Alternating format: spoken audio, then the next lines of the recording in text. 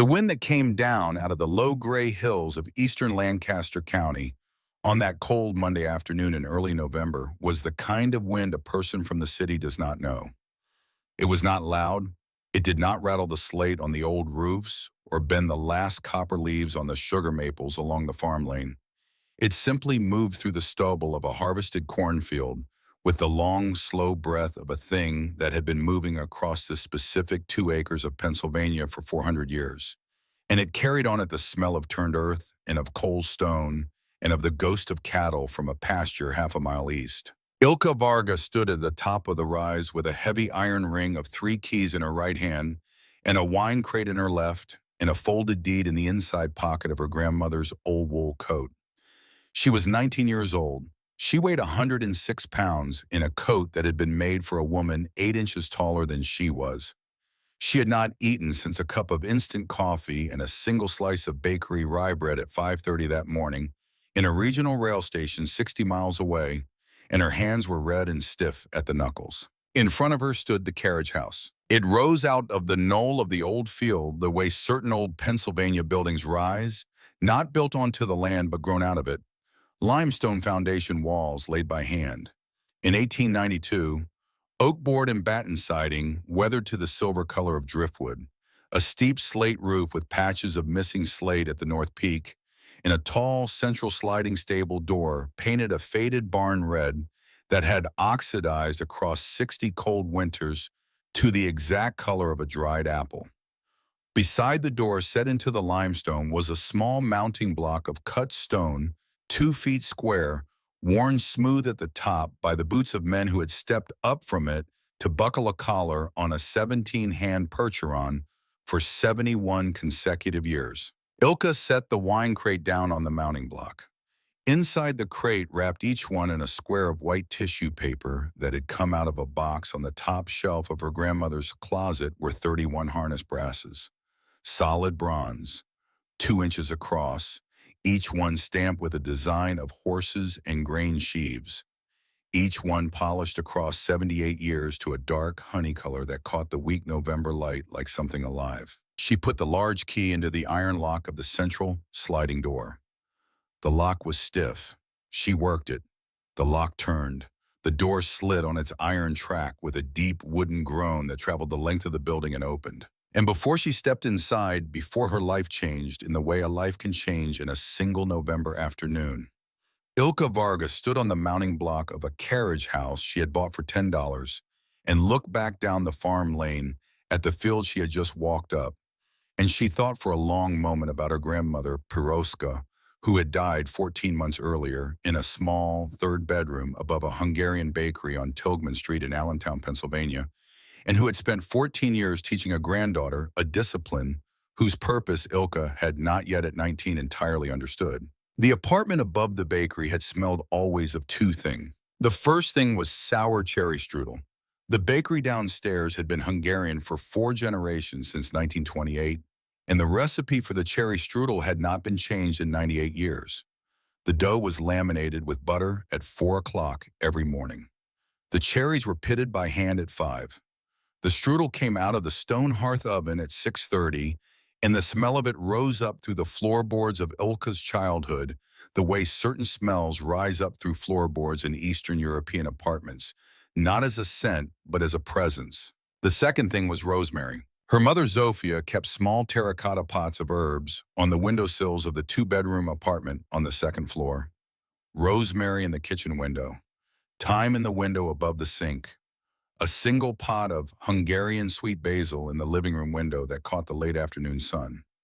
Zofia had come to Allentown from a village outside Debrecen in 1996 at the age of 24 on a work visa arranged by a cousin, and she had brought with her certain habits that Hungarian women of a certain generation do not abandon, and the habit of having fresh herbs in every window of a rented apartment was one of them. Ilka's grandmother, Piroska, had come to Allentown in 2002 when Ilka was 4, because Zofia had begun to understand that raising a daughter alone in a foreign country while working 40 hours a week at a bakery was not a thing a woman could do without help. Piroska had been 81. She had not wanted to leave Hungary. She had come anyway because her daughter had asked her to, and she had moved into the small third bedroom at the back of the apartment and had stayed in that room for the next 14 years of her life. The room was 6 feet wide and 11 feet long. It held a single twin bed with a quilt sewn by Peroska's own mother in a village near Debrecen in 1934. It held a small walnut nightstand with a reading lamp and a Hungarian Lutheran hymn book. And it held mounted above the head of the twin bed in a single long cherrywood frame that Peroska's husband had made her as a wedding present. In 1947, the thing that would eventually matter more to Ilka than anything else in that apartment: 31 harness brasses, each one stamped with a design of horses and grain sheaves, each one polished every Saturday morning at 10 o'clock with a small cloth and a tin of brass polish that Peroska ordered by mail from a company in Cleveland. Each one mounted on a small brass hook above the quilt, each one belonging to a specific animal of a specific working team that had been driven by Peroska's own father, Ilka's great-grandfather, Miklos Varga of Bethlehem, across 22 years of commercial team steering between 1919 and 1941. Miklos Varga had emigrated from the same village outside Debrecen in 1919 at the age of 19. He had landed in Bethlehem with $11 and a Lutheran pastor's letter of introduction and a single change of shirts in a brown leather cap his mother had made him. He had gone to work within 2 weeks as a stable hand at a Bethlehem brewery. Within 6 months, he had been promoted to driver, and across the 22 years that followed, he had driven a 4-horse beer wagon, a 4-horse grain wagon, and a 2-horse butcher's delivery wagon through the streets of 3 Pennsylvania counties until the last commercial horse-drawn vehicle in his part of the state had been retired in 1941, and he had taken a job as a textile mill foreman that he would hold for the last 17 years of his working life. Miklos had died in 1972. Ilka had therefore never met him, but Peroska had known him. Peroska had been his daughter. Peroska had been born in a Bethlehem row house in 1921 and had grown up in a household in which a man who had spent 22 years driving working teams never in his remaining 31 years of life stopped talking about them. And Peroska had passed the stories down. Every Sunday afternoon of Ilka's childhood from the age of 4 until the age of 18, Peroska had sat on the edge of her twin bed in the small third bedroom at the back of the apartment on Tilghman Street and had recited aloud in order the names of the 31 horses: Karoy, Istvan, Laios the horse, which was also the name of her younger brother, and which she always said with a small pause before and after: Jolan, Margit, Erzsébet, Boldisar, Gabor, Ilona, Sandor, Peroska the mare named for Peroska's own grandmother, Zoltan, Vilma, Denis, Magdolna, Bela, Ferenc, Jula, Anna, Tibor, Hedvig, Imre, Kalman, Maria, Pal, Roja, Tomasz, Ursula, Victor, Zofia the mare named for Ilka's own mother before Ilka's mother had been born. And finally, the last horse Miklos had ever driven, a gentle bay mare of enormous patience named Hajnalka, which meant dawn in Hungarian. 31 names, recited every Sunday, for 14 years. Ilka had learned them by the time she was 6. She had learned by the time she was 8 which brass belonged to which horse, by the specific wear pattern on the back of each medallion, where it had rubbed for years against the leather of a particular throat latch. She had learned by the time she was 11 how to read her great-grandfather's original Teamster's daybook, because Peroska had taught her the Hungarian alphabet and the basic vocabulary of the old trade: coaches for driver, ham for harness, istalo for stable, zab for oats, sena for hay, abrako starisnia for nosebag. And Ilka had grown up inside the specific lore of turn-of-the-century Pennsylvania teamstering without having ever in her own young life touched a single draft horse. Peroska had told her the last time they sat together on the edge of the twin bed before the stroke that would take Peroska's mind for the final 5 days of her life, a sentence that Ilka did not understand at the time, but would understand eventually. A Varga woman, Peroska had said in her careful Hungarian accented English, is not finished with horses just because she has not been given any. Ilka had been 17. She had nodded the way a granddaughter nods when her grandmother says a thing that sounds important, but is not in the moment entirely clear. Peroska had died on a Tuesday morning in September. She had simply not woken up. Zofia had gone into the small third bedroom at 7 o'clock to bring her mother a cup of coffee, and Peroska had been lying on her side in the quilt sewn by her own mother in 1934, and her eyes had been closed, and her breath had stopped at some point in the night, quietly without waking anyone at the age of 96. The funeral had been held at the Hungarian-American Lutheran Church in Bethlehem, the same church where Miklos Varga had been buried in 1972, and where Peroska had wanted to be buried beside him. Ilka had read a short passage from the Hungarian Lutheran hymn book at the funeral in her grandmother's language, a language Ilka thought of as her own second language, even though Ilka knew that after Peroska was gone, she would never again hear it spoken on a Tilghman Street sidewalk. She had not cried at the funeral. Peroska had told her once when Ilka was 7 that a Varga woman did not cry on the brasses because the salt would leave a green patina that would never polish out.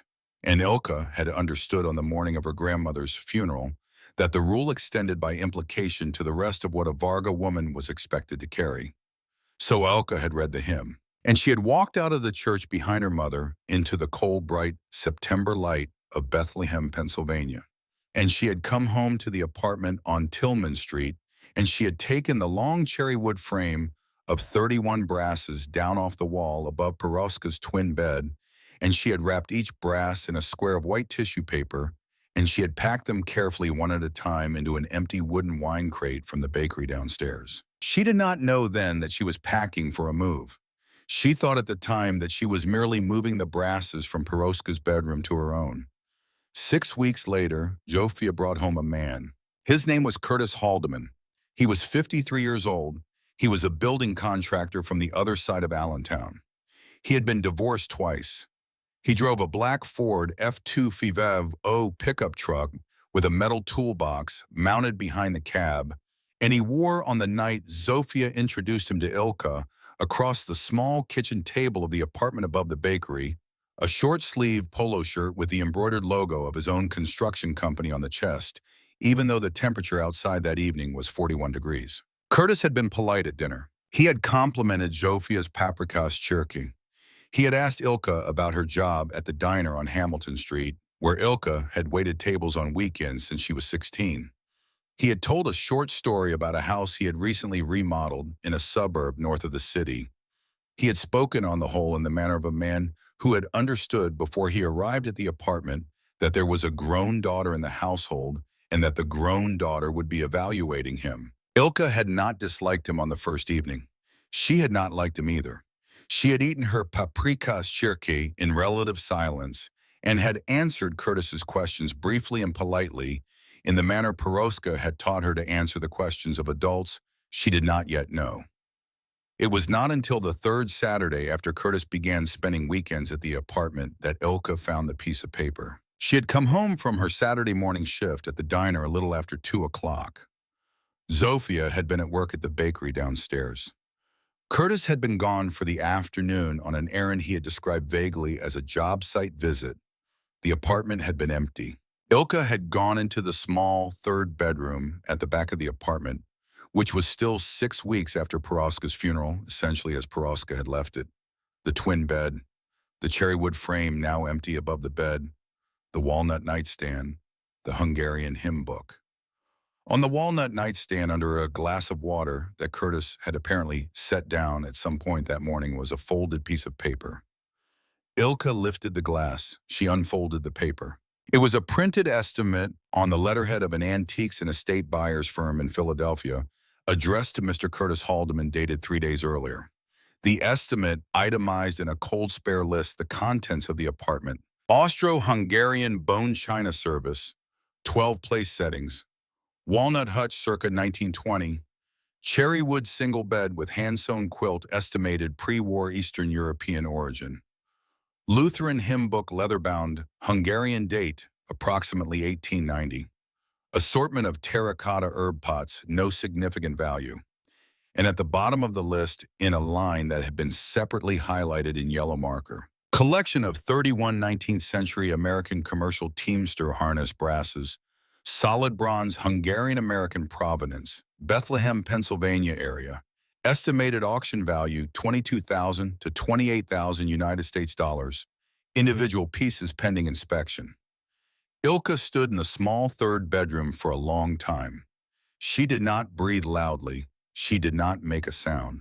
She folded the paper carefully along its original crease, and she slid it back under the glass of water exactly where she had found it. And she walked in the quiet way a Varga woman walks across a wooden floor. When a Varga woman has just understood something irrevocable, back across the narrow hallway to her own bedroom, and she knelt on the floor beside her closet, and she pulled out the wooden wine crate of 31 harness brasses, and she placed the crate on her bed. Then she walked back to the small third bedroom. She took down the long cherry wood frame that had been hanging empty for 6 weeks above Peroska's twin bed. She carried the frame back to her own room. She laid the frame flat on her own bed beside the wine crate, and she repacked with great care each of the 31 brasses into the specific compartment of the frame from which it had originally been mounted. She then slid the frame in its entirety under her own bed, pushed it all the way to the back against the baseboard, and covered it with an old blanket and 2 shoe boxes of winter shoes. She did not tell her mother what she had seen. Zofia came home from the bakery at 6 o'clock that evening. Curtis came home from his errand at 6:45. They had dinner. Ilka was polite. She watched Curtis the way a woman watches a horse she has just understood is about to throw a shoe. A week and 4 days later, on a Sunday evening after dinner, Zofia asked her daughter to come into the kitchen. Zofia stood at the counter with her hands in a bowl of rising dough and her back to the room because Zofia did not like to deliver certain kinds of news face to face. Curtis and I have been talking, Zofia said. Her voice was low and steady. He has offered to support me in a more comfortable way than the bakery can, but he is a practical man, and he has explained to me that the arrangement will require a reorganization of the household. Ilka stood in the doorway of the kitchen. She did not speak. I want you to have your own life, Zofia said, still not turning. I want for you what my own mother wanted for me when she let me leave Debrecen. And I want for the first time in 22 years to have a man in this apartment who is not leaving. Ilka looked at the back of her mother's neck, at the small silver chain Zofia had worn since 1996 with a tiny Hungarian cross pendant that Peroska had given her the day Zofia had left for America. Ilka did not tell her mother that Sunday evening in the kitchen about the folded piece of paper under the glass of water, or about the $22,000 to $28,000 appraisal, or about the cherry wood frame that was now under Ilka's own bed with 31 brasses inside it. She said only, "When do you want me to be out?" Zofia did not turn. 3 weeks, she said. Ilka nodded at the back of her mother's neck. She gave her mother 3 weeks. She worked every double shift at the diner on Hamilton Street during those 3 weeks. She sold her textbooks and her old bicycle for $218 at a second-hand shop on 7th Street. She packed her clothes into 2 suitcases and a duffel bag. She packed Miklos Varga's original Teamster's daybook and a framed photograph of Peroska at the age of 29, standing in front of a bay team of horses in a Bethlehem stable yard, into a padded envelope that she zipped into the inner pocket of her duffel. And on the last morning before the cab came at 5:30 to take her to the regional rail station, Ilka carried the long cherry wood frame of 31 brasses down to the narrow alley behind the bakery, and she packed the frame, 1 brass at a time, carefully rewrapped in fresh tissue, into a second wooden wine crate she had taken from the stack behind the bakery's back door. She left the empty cherry wood frame on her own bed with a small, handwritten note on top of it, folded once addressed to her mother. The note said only one Hungarian sentence. I have taken only what he did not know was mine to take. She had $812 in her savings account the morning she left. She had no car. She had a cousin in Reading, Pennsylvania, 2 hours southwest by regional rail, who had offered her a couch without knowing how long the couch would be needed. She rode the train west with the wine crate on her lap and the two suitcases in the duffel bag on the rack above her head, and she did not look out the window because she did not want to see the bakery smokestack receding behind her. The cousin's couch was a brown corduroy sofa in a one-bedroom apartment above a laundromat on a side street in Reading. The cousin's name was Therese. Therese was 28. She worked second shift at a warehouse, and she was kind in the distant, practical way of a second cousin who had her own problems. Ilka slept on the couch for 3 weeks. She applied for 17 waitressing jobs in Reading. She was hired for none of them. The rejections came for a variety of reasons. The diners already had their full staff. The restaurants wanted someone with 2 years of experience in that specific zip code. One manager looked at her application, looked at her face, and said, "Only you look too tired, honey. Try again in a month." On the 18th night, a cold Friday evening in early November, Ilka sat on the corduroy couch with Therese's old laptop balanced on her knees and the wine crate of 31 brasses on the rag rug beside her, and she could not sleep, and she did not want to sleep, and she opened a web page she had bookmarked on her third night in Reading during a similar bout of insomnia. It was the Lancaster County surplus property page. She scrolled slowly through the listings: tax-forfeited agricultural parcels, a small tract of woodland near Quarryville, a condemned brick row house on the edge of a borough she had never heard of, a set of 3 adjoining half-acre lots that had belonged to a bankrupt small dairy, and the third listing on the fourth page, a commercial teamster's carriage house, built in 1892 by a man named Abraham Byler, operated by Byler and by his son Jonas Byler as a working teamstering facility for 71 consecutive years from 1892 until the final retirement of the last working team in 1963. Limestone foundation, oak timber frame, construction, 3 stories, including a full hayloft, approximately 3,800 square feet of enclosed space, 2.1-acre parcel, 4 miles north of a Pennsylvania Dutch town called Stumptown Corners in eastern Lancaster County, on the county's salvage or save list since 2007, currently listed on the surplus property page at a sale price of 10 United States dollars. Ilka looked at the photograph on the listing for a long time. She thought about Miklos Varga, who had died 44 years before she had been born. She thought about the 31 brasses in the wine crate beside her. She thought about her grandmother Peroska, and about the Sunday afternoons, and about the sentence Peroska had said to her the last time they had sat together on the edge of the twin bed before the stroke. She bought a regional rail ticket to Lancaster the following Monday morning for $22. The Lancaster County Surplus Property Office was a small, low-ceilinged room on the second floor of the County Administrative Building on Duke Street. It had fluorescent lights and a linoleum floor and a single clerk's desk behind a waist-high wooden counter. The clerk was a woman in her late 50s named Rebecca Stoltzfus. She had gray hair tucked into a small white organza prayer cap, and she wore a long, plain dress of dark green cotton, and she sat at her desk with the particular upright, straight-backed posture of a Pennsylvania Dutch woman who had been raised to sit that way. Ilka approached the counter at 10:21 on the Monday morning. She laid the printed listing for the carriage house on the counter. She set the wine crate of brasses at her feet. "I would like to purchase this property, please," she said. Rebecca Stoltzfus looked at the listing. She looked at Ilka.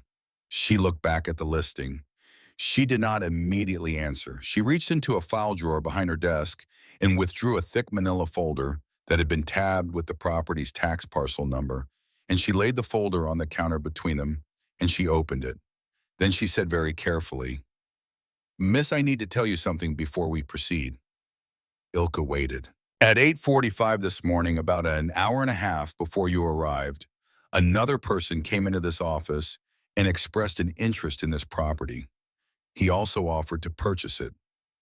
Ilka did not move. "He offered $50,000, Rebecca Stoltzfus said, "in cash, today." Ilka felt the back of her throat tighten. She did not let it show in her face. "His name is Mr. Clyde Renninger. He is a commercial salvage buyer from the other side of Philadelphia. He specializes in the acquisition of pre-war Pennsylvania Dutch agricultural buildings for the purpose of dismantling them and reselling the oak timber and the limestone and the hand-forged hardware to high-end residential restoration projects in New York City and New Jersey. Ilka said nothing. "I want to be clear with you about what that means," Rebecca Stoltzfus said. Her voice was quiet, but her eyes were steady. "Mr. Renninger does not intend to preserve the building. Mr. Renninger intends to take it apart. A carriage house of this age, with the oak timber in the condition this one is in, will yield approximately $60,000 in reclaimed lumber at current Manhattan loft prices. The limestone alone will yield another 12. He will clear $40,000 in profit on a building that has stood on that knoll for 133 years. Ilka looked down at the linoleum floor for a moment. Then she looked back up at Rebecca Stoltzfus. "Why are you telling me this?" she said. Rebecca Stoltzfus did not smile. Pennsylvania Dutch women of her particular tradition did not smile at county counters. But something in the set of her mouth shifted very slightly, the way certain old women's mouths shift when they are about to say a thing they have been holding. "Because Mr. Renninger did not buy the property at 8:45 this morning," she said. "Mr. Renninger only indicated an interest and asked me to hold the file for him while he made a phone call to his attorney. The county's surplus property ordinance on its specific page 17 states that until a sales contract is physically signed, the property remains available at the listed price to any qualified buyer who can produce the listed amount in hand. You are standing in front of me at 10:21. Mr. Renninger has not returned. His phone call, according to the voicemail I received 20 minutes ago, is apparently taking longer than he anticipated." Rebecca Stoltzfus paused. "May I ask," she said, "why you want it?" Ilka bent slowly and lifted the wine crate from the floor and set it gently on the counter. She lifted the lid. 31 small wrapped tissue bundles lay inside, nested in close rows, each one the exact size and shape of a polished bronze medallion. Ilka unwrapped one bundle. She laid the single brass flat on the manila folder. "My great-grandfather was a teamster," she said very quietly. "He drove working teams in Pennsylvania from 1919 until 1941. I was raised by his daughter. These are 31 of his brasses, one for each horse he ever drove. I have been carrying them in a wine crate for a month. I need a wall to hang them on." Rebecca Stoltzfus looked at the single brass on the folder for a long, silent moment. Then she looked up at Ilka. "What was your great-grandfather's name?" she said. "Miklos Varga," Ilka said, "of Bethlehem." Rebecca Stoltzfus closed her eyes for a moment, and when she opened them, they were wet at the edges, although a Pennsylvania Dutch woman at a county counter did not permit a single tear to actually fall. "Miss Varga," she said, "my own grandfather was a man named Ephraim Stoltzfus. He was the head hay handler at the old Byler grain mill in Stumptown Corners from 1918 until 1946. He knew every Hungarian teamster who worked the Allentown to Lancaster feed runs across those 28 years. He mentioned a Miklos Varga to me once when I was a small child at his kitchen table. He called him Der Ehrliche Ungar." Ilka's throat closed. She did not speak for a moment. "The honest Hungarian," she said finally in a voice that came out thinner than she had intended. "The honest Hungarian," Rebecca Stoltzfus said. Rebecca Stoltzfus then opened the top drawer of her desk and took out a heavy steel stamp and a red ink pad and a ballpoint pen, and she began slowly and deliberately and with the specific unhurried motion of a small county clerk who had understood entirely what was happening in front of her and what she was about to do about it, to fill out the sales contract for the Byler Commercial Teamsters Carriage House. She stamped the deed at 10:43 in the morning. At 10:47, the phone on her desk began to ring. Rebecca Stoltzfus looked at the caller ID. She looked at Ilka. She did not answer the phone. It rang 6 times and then it stopped. "Mr. Renninger," she said quietly, "has concluded his phone call with his attorney." She handed Ilka a heavy iron ring with 3 keys on it. The large key is the main stable door. The medium key is the hayloft door. The small key is the tack room behind the main stable. The nearest hardware store is in Intercourse 12 miles east. Mr. Eli Yoder has a small masonry practice on the Dairy Lane, 2 miles south of your building, and he will answer his door if you knock on it. My own phone number is on the back of the deed. Welcome home, Miss Varga.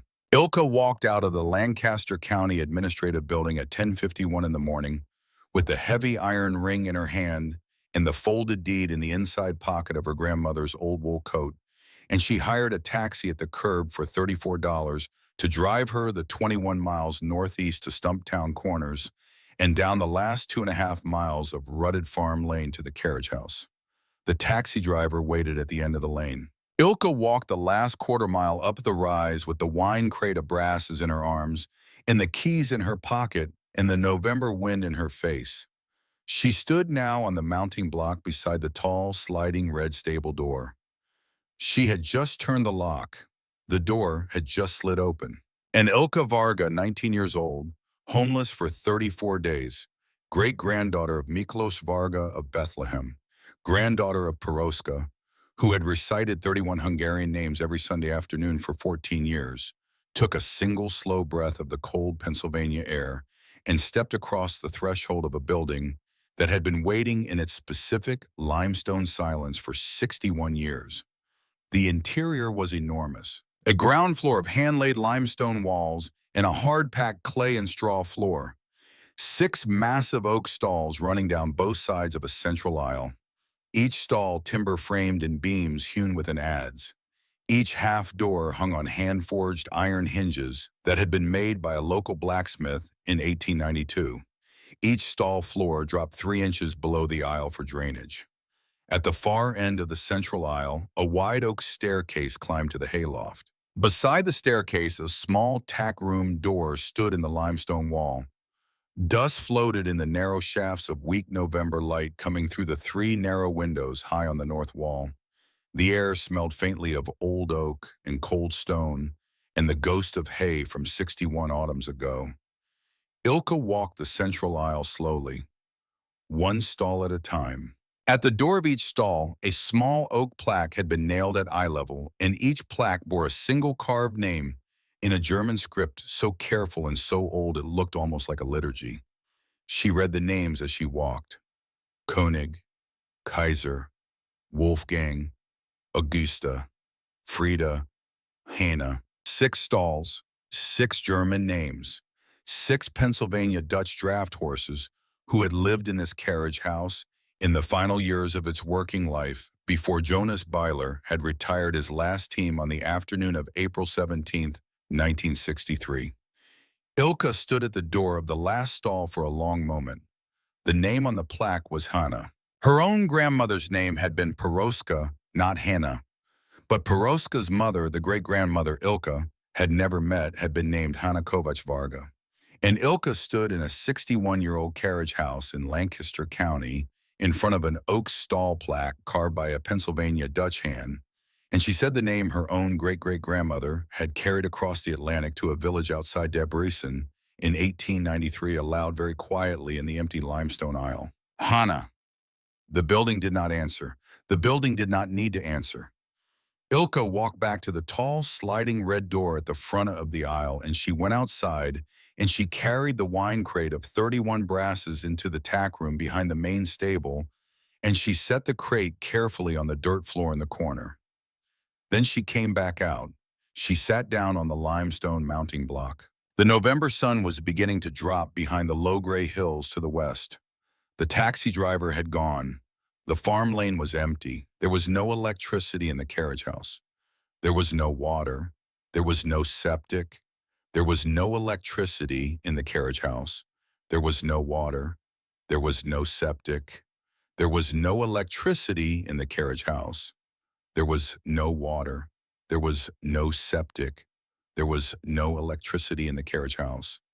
There was no water. There was no septic. There was no electricity in the carriage house. There was no water. There was no septic. There was no electricity in the carriage house. There was no water. There was no septic. There was no electricity in the carriage house. There was no water. There was no septic. There was no electricity in the carriage house. There was no water. There was no septic. There was no electricity in the carriage house. There was no water. There was no septic. There was no electricity in the carriage house. There was no water. There was no septic. There was no electricity in the carriage house. There was no water. There was no septic. There was no electricity in the carriage house. There was no water. There was no septic. There was no electricity in the carriage house. There was no water. There was no septic. There was no electricity in the carriage house. There was no water. There was no septic. There was no electricity in the carriage house. There was no water. There was no septic. There was no electricity in the carriage house. There was no water.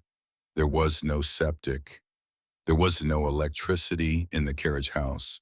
There was no water. There was no septic. There was no electricity in the carriage house. There was no water. There was no septic. There was no electricity in the carriage house. There was no water. There was no septic. There was no electricity in the carriage house. There was no water. There was no septic. There was no electricity in the carriage house. There was no water. There was no septic. There was no electricity in the carriage house. There was no water. There was no septic. There was no electricity in the carriage house. There was no water. There was no septic. There was no electricity in the carriage house. There was no water. There was no septic. There was no electricity in the carriage house. There was no water. There was no septic. There was no electricity in the carriage house. There was no water. There was no septic. There was no electricity in the carriage house. There was no water. There was no septic. There was no electricity in the carriage house. There was no water. There was no septic. There was no electricity in the carriage house. There was no water. There was no septic. There was no electricity in the carriage house. There was no water. There was no septic. There was no water. There was no septic. There was no heat.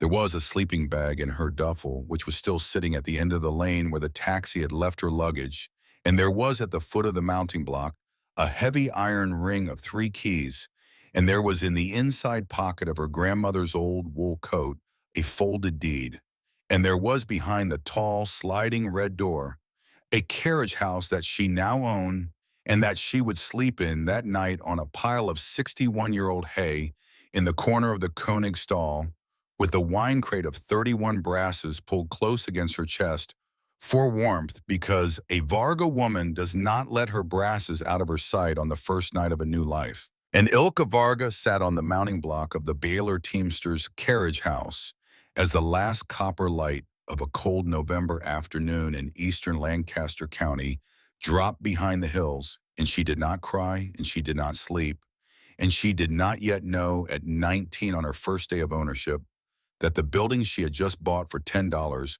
was hiding in the back of its hayloft behind a false plank wall that a Pennsylvania Dutch teamster had built himself 61 years earlier on the hardest day of his life, a thing she could not yet imagine. She knew only one thing on the mounting block at sunset. She was home. The first 3 days in the carriage house were cold. Ilka slept in the Koenig stall on a pile of 61-year-old hay that she had loosened with a pitchfork she had found leaning against the tackroom wall, and she covered herself with the sleeping bag from her duffel and with her grandmother's wool coat on top of the sleeping bag, and she slept the hard, dreamless sleep of a 19-year-old girl whose body had finally stopped being asked to be somewhere else. She woke on the first morning at 6:14. The light coming through the 3 narrow windows on the north wall was the thin blue light of a Pennsylvania November dawn. The air inside the carriage house was 41 degrees. Her breath made small clouds above the hay. Ilka lay still for a long moment in the bag, and she looked up at the oak ceiling of the stall, and she noticed for the first time that the adze marks in the ceiling beams were so precise and so even that they had clearly been cut by a man who had done this work 10,000 times before. She got up. She washed her face with cold water from a gallon jug she had filled at the sink of a small dairy 2 miles south the afternoon before, where a Pennsylvania Dutch farmer named Amos Fisher had looked at her for a long, silent moment and had then, without asking a single question, pointed her toward his outdoor spigot and had come back out of his kitchen with 2 full-gallon jugs and a wrapped package of his wife's homemade scrapple. Ilka ate a slice of the scrapple cold, standing in the aisle of the carriage house. Then she began to work. She had no plan, exactly. She had only the understanding, which had come to her in the middle of the night in the Koenig stall, that the first thing a Varga woman did when she inherited a building was to walk the building end to end with her hands on the walls, because the building would tell her, if she listened, what the building needed. She walked it. She walked the 6 stalls on the ground floor one at a time, and she laid her palm flat on each oak stall post, and she pressed her ear against the limestone walls between the stalls, and she knelt and ran her fingers along the hard-packed clay drainage channels under the straw.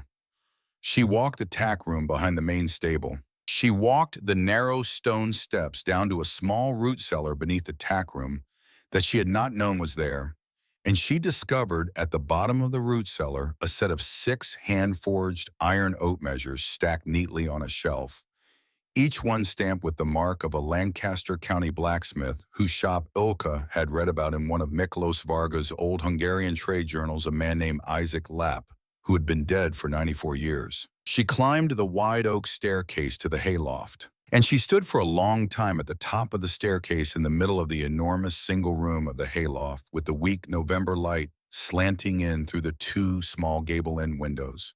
And she watched the dust she had stirred rise in slow, gold columns toward the Oak Ridge beam, where a heavy wooden hay pulley still hung, threaded with its original rope that had stiffened across 6 decades into the color and texture of a dried tree branch. The hayloft was 106 feet long, 32 feet wide. The plank floor was thick with 61 years of settled hay dust, and at the north end of the loft, against the gable-end wall, was a smaller vertical wall, tongue and groove oak planks 8 feet across, built into the space beneath the peak of the roof, in the manner a Pennsylvania Dutch teamster would build an annex wall to divide off a small tack office or a secondary harness storage area at the back of his working loft. Ilka walked slowly to the wall. She ran her hand along the planks. The planks were old, hand-fitted. The tongue and groove joints were tight. The nails where they were visible were square-cut and hand-forged, the kind of nails a Pennsylvania Dutch carpenter working in the middle of the 20th century would still have used out of stubbornness and habit. And because he believed, as his own father had believed, that a square nail held better in old oak than a round machine-made nail ever would. Ilka did not yet see anything unusual. She was tired. Her hands were cold. She had worked for 11 hours without stopping. She went back down the oak staircase and out to the mounting block and sat down in the last of the afternoon light, and she ate a cold piece of scrapple and drank water from the gallon jug, and she thought about nothing in particular. That was the first day. The second day she worked in the tack room. She swept the dirt floor clean. She carried down from the hayloft 2 old oak sawhorses she had found under a tarp. She laid 2 reclaimed cedar boards across the sawhorses and made herself a small work table. She unpacked the wine crate of 31 brasses onto the work table, and she laid each one out in the specific order Peroska had recited them on the Sunday afternoons, from Karoy at the left end to Hajnalka at the right. And she looked at them in their long row in the weak light of the tack room, and she thought about her grandmother for a long time. The second night she slept, again in the Koenig stall. The third day she went back up to the hayloft. She had not planned to. She had planned to spend the third day cleaning the third stall, which had been the stall assigned to the horse whose oak plaque read Wolfgang, and she had planned to repair using a set of basic hand tools she had carried in her duffel, a piece of split board on the Wolfgang stall door. But when she stood up from the Koenig stall in the morning of the third day, and she walked the length of the aisle and she passed the wide oak staircase that climbed to the hayloft, she stopped. She did not know why she stopped. She stood at the foot of the staircase for a long moment. She looked up into the shadowed upper story, and she thought very clearly in her grandmother's Hungarian accented voice the sentence Peroska had said to her more times than Ilka had bothered to count. A teamster pays attention to small differences. Ilka climbed the staircase. She walked down the length of the hayloft. She stood in front of the 8-foot tongue and groove oak wall at the north gable end, and she counted the planks from left to right. 1, 2, 3, 4, 5, 6, 7. She stopped at the 7th plank. She counted again. 8, 9, 10, 11, 11 planks across. She looked at the joint between the 7th and 8th planks. The joint was slightly wider than the joints on either side. Not by much, not by enough that a person walking past the wall in normal light would have noticed it, but by perhaps a 16th of an inch. Ilka stepped closer. She looked at the nails along the 8th plank. The top nail was there, the middle nail was there, the bottom nail was there, and then she looked at the top of the 8th plank again more carefully. The top nail was not actually driven in. It was set into a pre-drilled hole. It sat in the hole loosely flush with the surface of the plank like a decoration. The bottom nail was the same. Ilka put her fingers to the top of the 8th plank, and she touched the false nail, and she tipped the nail out of its hole with her thumbnail, and she caught it in her palm. She tipped out the bottom false nail, and she worked her fingernails carefully into the seam between the 7th and 8th planks, and she pulled. The plank moved, not with violence, not with a crack. It moved the way a plank moves when it has been specifically designed by a man who built it himself to be removable by a person who had noticed what there was to notice. It slid out cleanly about 6 inches. Ilka stopped. She took a single breath, and she pulled the plank the rest of the way out. Behind the plank, built into the space between the back of the false wall and the actual oak gable end of the building, was a shallow compartment, 2 feet wide, 3 feet tall, 4 inches deep, lined at the bottom with a folded square of heavy canvas oilcloth that had yellowed across 6 decades to the color of a cured tobacco leaf. On top of the oilcloth, laid out carefully as a Pennsylvania Dutchman laid out the tools on a workbench at the end of a working day, were 4 objects. A large leather-bound daybook, brown calfskin badly worn at the corners, stamped in faded gold letters on the front cover. Byler Teamster's account, 1892 onward. A canvas grain bag, small, closed with a drawstring, heavy with the specific dense weight of stacked metal. A small oak box, roughly the size of a cigar box, fitted with a brass clasp that had tarnished to the color of weak tea, and a folded envelope of heavy cream-colored paper sealed with a drop of brown wax, addressed in a slanted old Pennsylvania Dutch hand, for die nächsten Stallmeister, for the next stable master. Ilka Varga stood in front of the open compartment for a long time. She did not reach in immediately. She breathed very slowly the way her grandmother Peroska had taught her to breathe when a thing of consequence had happened. And a Varga woman was required by the old family discipline to not shake. Then she lifted the 4 objects one at a time out of the compartment.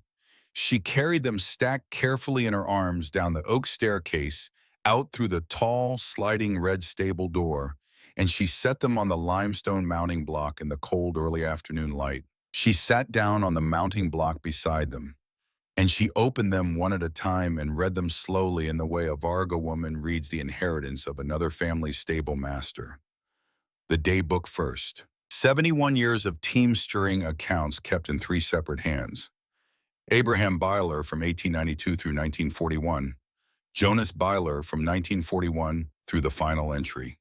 One brief interim in 1917, when Abraham's younger brother Gideon Byler had kept the book while Abraham recovered from a kick to the ribs delivered by a Percheron mare named Gerda. Every load of grain hauled, every brewery run, every horse bought and retired, every farrier appointment, every shoeing, every collar adjustment, every sick animal nursed through a winter cough, every foal sold off to a neighboring farm.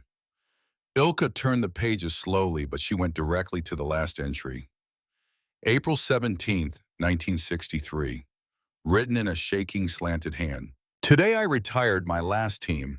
Hannah went to a rescue in Ohio where she will be cared for until she passes. I am 66 years old. My father and I have kept teams at this carriage house for 71 years. I am the last of us. I do not know what I will do tomorrow. J. Beeler. Ilka closed the daybook and set it on her knees and looked out across the field for a long moment. Then she opened the canvas grain bag. The coins were inside exactly as they had been left on the afternoon of April 17th, 1963. She took them out slowly and laid them in their rows on the mounting block beside her, and she counted them as she laid them out. 92 silver coins, Morgan dollars and peace dollars, most of them dated between 1891 and 1928. All of them in the condition of coins that had been saved deliberately by a man who had understood what he was saving. Ilka did not know in the moment what the coins were worth.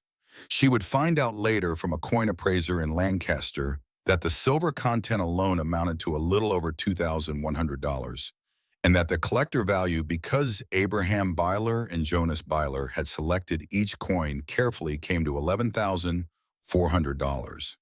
She put the coins back in the bag. She opened the small oak box. The brass clasp was stiff. She worked it. The lid lifted. Inside the box, nestled in a bed of aged cotton batting that had yellowed but had not disintegrated, were 6 harness brasses, solid bronze, 2 inches across, beautifully stamped with designs of grain sheaves and wagon wheels and plow blades, polished to a dark honey color. On the back of each brass, a small oak leaf maker's mark and a name: Koenig, Kaiser, Wolfgang, Augusta, Frida, Hannah, the last working team. Ilka picked up the Hannah brass and held it in her palm, and it was warm in the cold light, the way a brass is warm when it has been kept in a small wooden box against the inside of a limestone wall for 6 decades and has forgotten nothing. She put the Hannah brass back into the cotton batting. She closed the oak box. She picked up the wax-sealed envelope last. The brown wax seal cracked cleanly under her thumbnail. The paper inside was heavy. The handwriting was the same slanted Pennsylvania Dutch hand as the final daybook entry. The ink was dark brown and had not faded. Ilka read the letter through once straight through without stopping. The letter was long. Jonas Byler had written it on the evening of April 17th, 1963. He had written it, he said, at the kitchen table of the small stone farmhouse that had stood beside the carriage house until the farmhouse had been torn down in 1974. He had written it in 2 slow hours between supper and bed. He had written it because he had understood, as a 66-year-old Pennsylvania Dutch teamster who had just sent his last mare away to a rescue in Ohio on a flatbed truck, that he was not, after all, able to throw the daybook and the coins and the 6 brasses into the stove. He had written it, he said, because he could not bring himself to deposit the silver in a bank he did not trust, and he could not bring himself to donate the 6 brasses to the Mennonite Historical Society in Lititz, who would catalog them behind glass in a case in a public exhibit room, and who would not know and who would not care to know the names of the 6 specific animals who had worn them. He had written it because he had no surviving children. His only son, he said, had been killed in the Pacific in 1945 at the age of 20. His wife, he said, had died of cancer in 1958. He had written in careful Pennsylvania Dutch English the names of the 6 horses, and he had written a short sentence about each one. Koenig and Kaiser had been the lead team. A Bay Belgian and a chestnut Percheron bought together from the same Berks County farmer in 1949 and worked as a matched team from their first hitch. Wolfgang had been a gray Percheron gelding of exceptional patience. Augusta had been a black Percheron mare of difficult temperament but superb judgment, who had once refused to cross a covered bridge that had collapsed under a buckboard 3 days later. Frida had been a gray mare of small stature and infinite heart. Hannah had been a bay Belgian mare with a white blaze and 4 white stockings foaled in 1951, the youngest and gentlest horse Jonas had ever worked. He had sent Hannah that afternoon on the flatbed truck to Ohio. It had been, he wrote, the hardest day of his life. The letter ended with two paragraphs that Ilka read twice. The first paragraph said that the person reading the letter, whoever that person might eventually turn out to be, was the person this building had been waiting for. Jonas wrote that he did not know when the compartment would be opened. He did not know if it would ever be opened. He had built the compartment, he said, the same week he had built the false wall during the final week of his working life, because a teamster pays attention to small differences, and he trusted, because he had no choice, that at some point in the future a person would walk into his hayloft and would notice that one plank among 11 was slightly different from its neighbors. A person who could see such a difference, Jonas wrote, was a person who understood what he was leaving behind. The second paragraph concerned the six brasses. The six brasses, Jonas wrote, were not actually his to leave. They belonged to the six horses who had worn them. He trusted, he wrote, that whoever read the letter would keep the six brasses on a wall where the six horses could in some way be remembered. A name that is not spoken, Jonas wrote in the last line of the letter, is a name that is going away. Jonas Byler, Teamster, April 17, 1963. Ilka folded the letter slowly along its old crease. She sat on the mounting block in the cold early afternoon light and did not move for a long time. She thought about her grandmother Peroska on the edge of the twin bed reciting 31 Hungarian names on a Sunday afternoon. She thought about Jonas Byler at a kitchen table on the evening of April 17, 1963, writing this letter to a person he did not know would ever read it. And she thought about what Peroska had told her 14 years earlier, that a Varga woman did not cry on the brasses because the salt would leave a green patina that would never polish out. Ilka did not cry on the brasses. She said aloud to the empty carriage house and to the 6 oak stalls behind her, and to the specific cold Pennsylvania November air, in the language her grandmother had raised her to carry 2 words: Kusanum Jonas, thank you. And then she opened the oak box a second time because something at the bottom of the cotton batting had caught the edge of her eye, something she had not seen on the first opening, something that had been slid in beneath the 6 brasses in a way that suggested Jonas Beetler had not wanted it to be found immediately, but had wanted it to be found. She lifted the 6 brasses carefully out of the batting and set them on the mounting block. Underneath the batting was a single photograph. It had been printed on heavy photographic paper. It was 4 inches by 6 inches. It had yellowed slightly at the edges, but the image was clear. A young man in a United States Marine Corps uniform. He was perhaps 19 or 20 years old. He was standing on what looked like a wooden boardwalk. A low wooden barracks building stood behind him. He was holding his cap in his left hand. He was smiling in the slightly embarrassed way a Pennsylvania Dutch farm boy smiles when he has been ordered by a corporal to stand still for a photograph. Along the white border at the bottom of the photograph, a woman's neat handwriting in pencil had written 5 words. Daniel, Okinawa, March 1945. Ilka held the photograph in both hands. She held it for a long time. Daniel Byler, Jonas Byler's son, killed in the Pacific in 1945 at the age of 20, the only child of Jonas and Rebecca Beeler of Stumptown Corners, Lancaster County, Pennsylvania. Okinawa. Ilka set the photograph down very carefully on the mounting block beside the 6 brasses, and she did not move for another long moment, because the word Okinawa written in pencil on the white border of a Pennsylvania Dutch farm boy's photograph had struck something in her memory that she had not known before this moment was there to be struck. Her great-grandmother Hanna Kovac Varga, whom Peroska had named a horse after and whom Peroska had spoken about on Sunday afternoons, the way Peroska had spoken about everything, had had a brother. The brother had been Lajos. Lajos had been Peroska's uncle. Peroska had mentioned him only occasionally.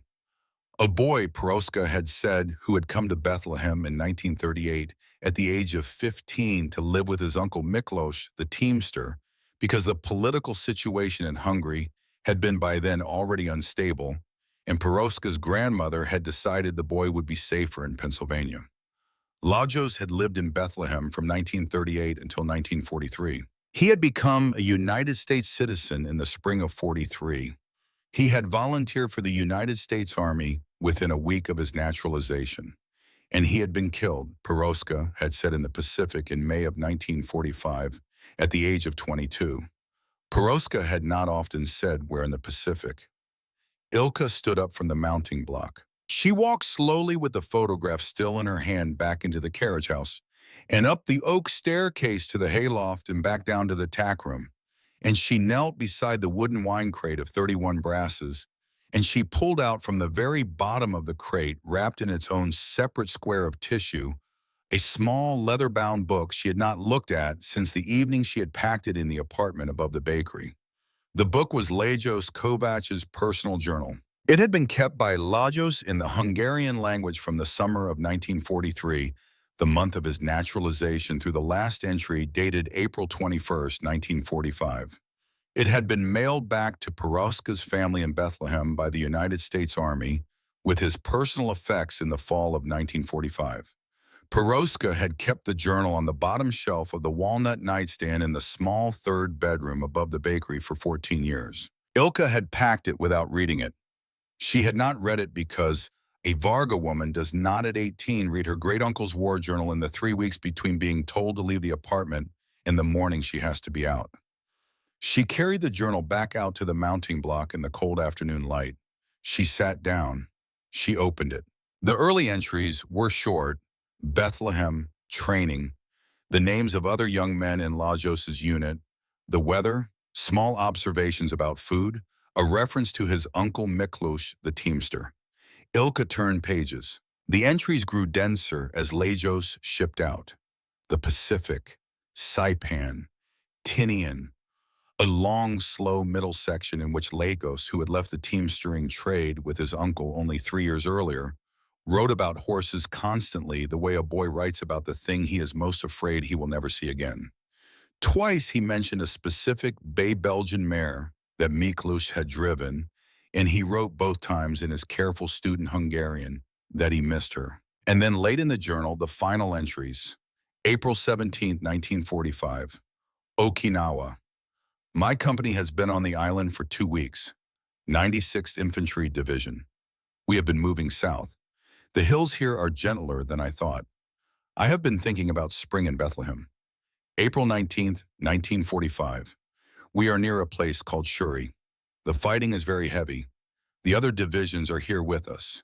The 6th Marine Division is somewhere on our right flank. April 21st, 1945. I am writing this in a trench.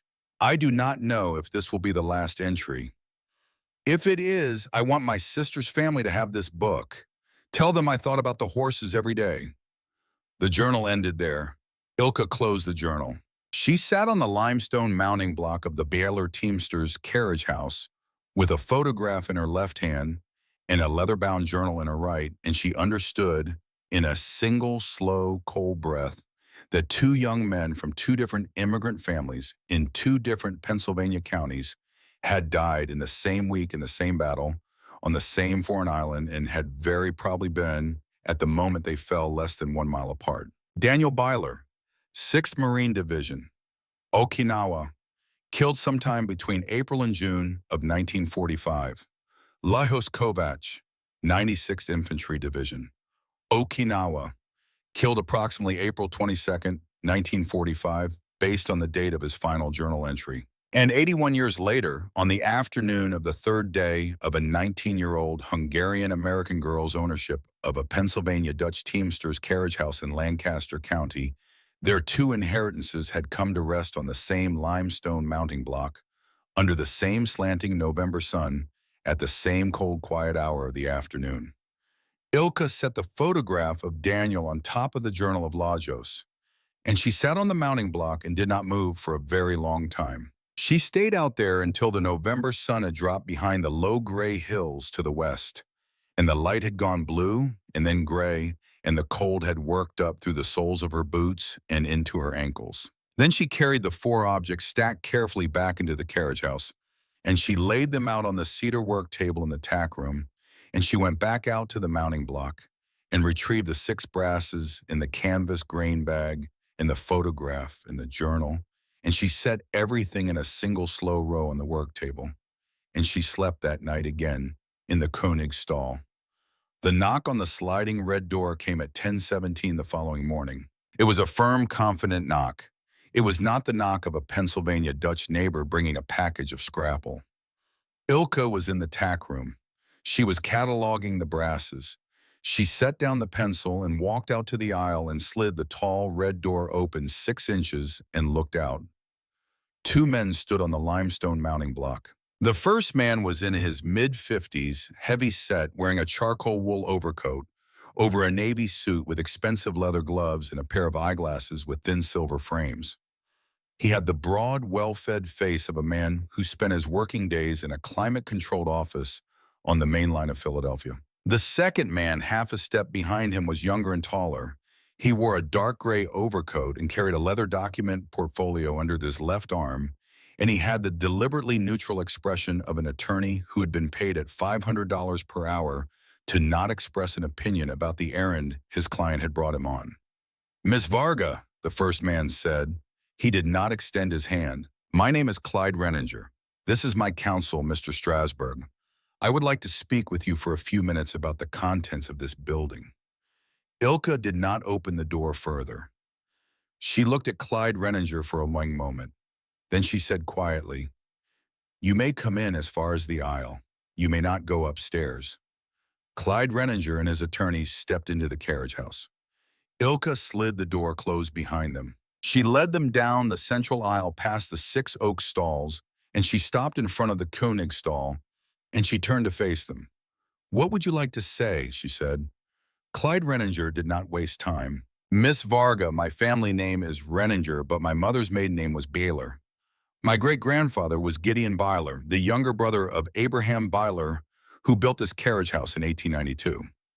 Under Pennsylvania inheritance law concerning personal property found in real estate formerly held by members of an identified family line, I have legal standing to claim any personal effects documents, photographs, coinage, or memorabilia found on this premises that can be demonstrated to have belonged to Abraham Byler, Jonas Byler, or their direct descendants.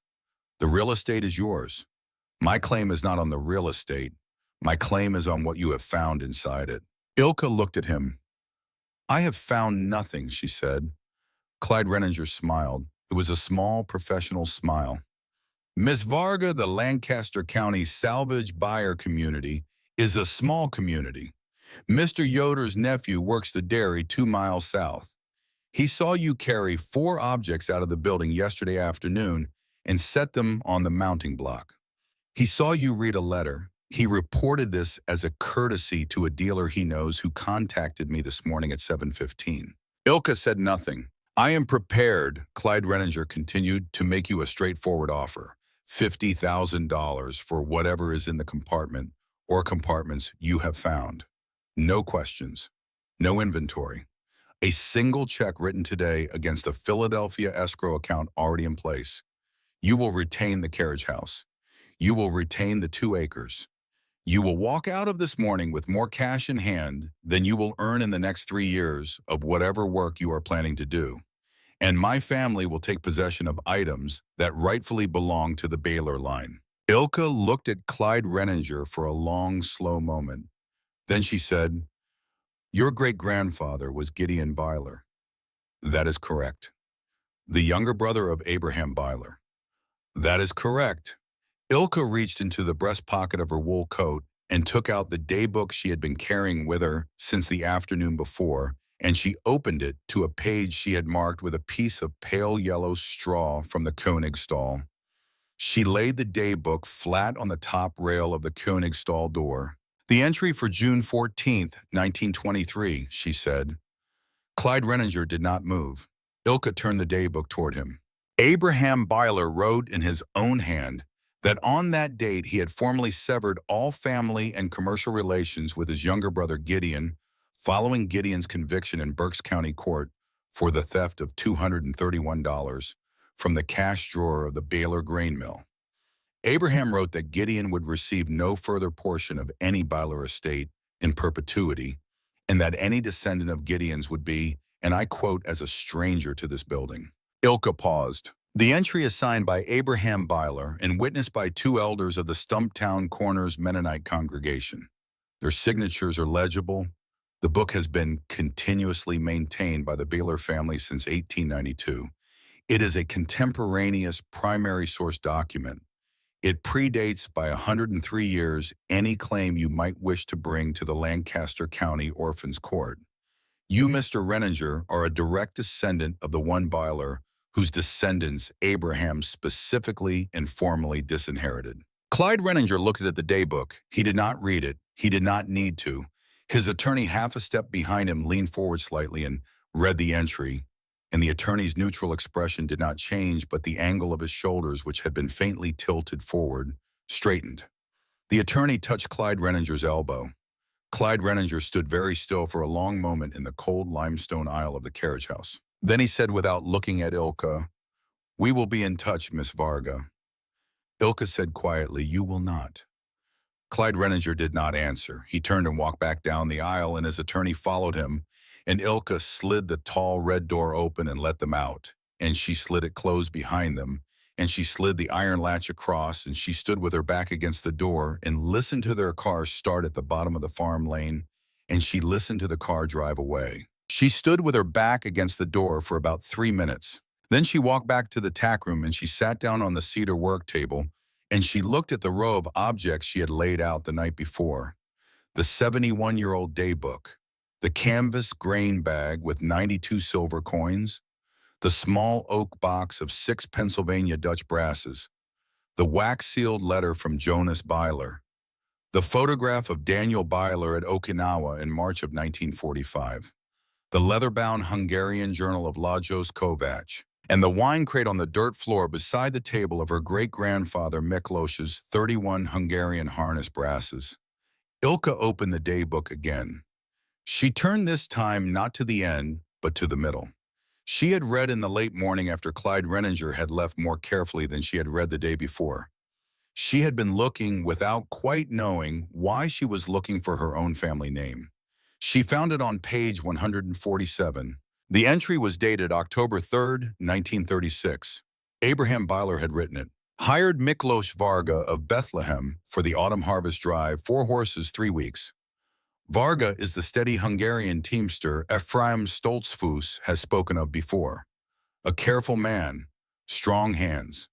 He has taken on my grandson Daniel as his assistant for the duration. Daniel is 11 years old and needs the instruction.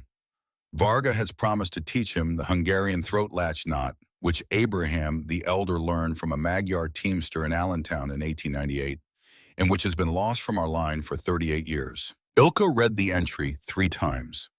Her great-grandfather Miklós had worked a 3-week autumn harvest drive at the Byler carriage house in the fall of 1936. Her great-grandfather had personally instructed Daniel Byler, then 11 years old, in a Hungarian harness knot that had been carried out of Europe in 1898 by a Magyar teamster in Allentown whose name was not recorded. Daniel Byler, 11 years old, had sat in his carriage house in the fall of 1936 and had learned a Hungarian knot from Ilka's great-grandfather. And 9 years later, in the spring of 1945, that same Daniel Byler, then 20 years old, had gone to Okinawa with the 6th Marine Division and had died there within the same week that Lajos Kovács had died there with the 96th Infantry Division, perhaps within a mile of each other, perhaps within the hour. And Lajos Kovács had been Miklós's own nephew. Miklós Varga had taught Daniel Byler the Hungarian knot. Miklós Varga had raised Lajos Kovács from the age of 15, and both boys had died in the same battle on the same week on the same island. 81 years earlier, Jonas Byler had outlived his son by 18 years. He had driven his last team in April of 1963. He had sealed a wax letter behind a false plank wall that same afternoon. And 63 years later, the great-granddaughter of the man who had taught Daniel the Hungarian knot had walked into the hayloft and had noticed that the 8th plank was slightly different from the other 10 and had pulled it out. Ilka sat on the cedar work table in the tack room of the Byler carriage house, with the daybook open on her knees to page 147, and for the first time since her grandmother's funeral in September, she felt rise in her chest a specific hot pressure behind the breastbone that a Varga woman was not supposed to let out. She did not let it out. She closed the daybook. She set it on the work table. She stood up. She walked out of the tack room and down the central aisle and out through the tall, sliding red stable door, and she stood on the limestone mounting block in the last of the cold afternoon light, and she looked down the farm lane toward the dairy where Amos Fisher had given her the scrapple, and she thought about the fact that she was going to need beginning tomorrow morning the help of a 71-year-old Pennsylvania Dutch stonemason named Eli Yoder, because the east wall of the carriage house, which she had inspected that morning before Clyde Renninger had arrived, was bulging outward in three places at its limestone foundation, where frost heave across 6 decades had pushed individual stones out of alignment, and the wall would not, Ilka now understood, survive another 2 Pennsylvania winters. A 19-year-old girl who had just refused $50,000 did not, she understood, have the luxury of letting the east wall come down. She would knock on Eli Yoder's door at 7 the next morning, and she would ask him to teach her across however many weekends it took how to repoint a Pennsylvania limestone foundation by hand, because a Varga woman Peroska had told her was not finished with horses just because she had not been given any. And a Varga woman Ilka now understood was also not finished with the building the horses had lived in. The November sun dropped behind the hills. Ilka stood on the mounting block in the gathering blue dusk, with her hands in the pockets of her grandmother's old wool coat, and with the weight of 6 new names settling down into the specific discipline her grandmother had spent 14 Sunday afternoons teaching her to carry, and she understood that the true work of the carriage house had not ended when she had opened the compartment. The true work of the carriage house, she now understood, was only just about to begin. The knock on Eli Yoder's door came at 6:58 the following morning. Ilka stood on the stone stoop of a small Pennsylvania Dutch farmhouse, 2 miles south of the carriage house in the cold gray light of a Lancaster County dawn. She wore her grandmother's wool coat and a pair of canvas work gloves she had bought the afternoon before for $4 at a hardware store in Intercourse. She had walked the 2 miles in 40 minutes along the edge of the farm lane. Her cheeks were red with cold. The door opened. Eli Yoder was 71 years old. He was a short man with a stooped back and hands that had been broken by 60 years of limestone work, and that had healed into the specific knotted shape of a mason's hands. He wore plain gray trousers and a dark blue work shirt and suspenders, and he had a full white beard that had been trimmed square at the bottom in the Pennsylvania Dutch manner. He looked at Ilka for a long moment. He did not speak first. "Mr. Yoder," Ilka said. "My name is Ilka Varga. I bought the Byler carriage house from the county 4 days ago. The east wall foundation has shifted in 3 places. I cannot afford to hire a mason. I am asking you to teach me how to repoint it myself. I can pay you $200 for as many weekends as you judge it takes." Eli Yoder looked at her for another long moment. Then he said, "Come in, my wife has coffee." The kitchen of Eli Yoder's farmhouse was warm. A cast-iron stove burned wood in the corner.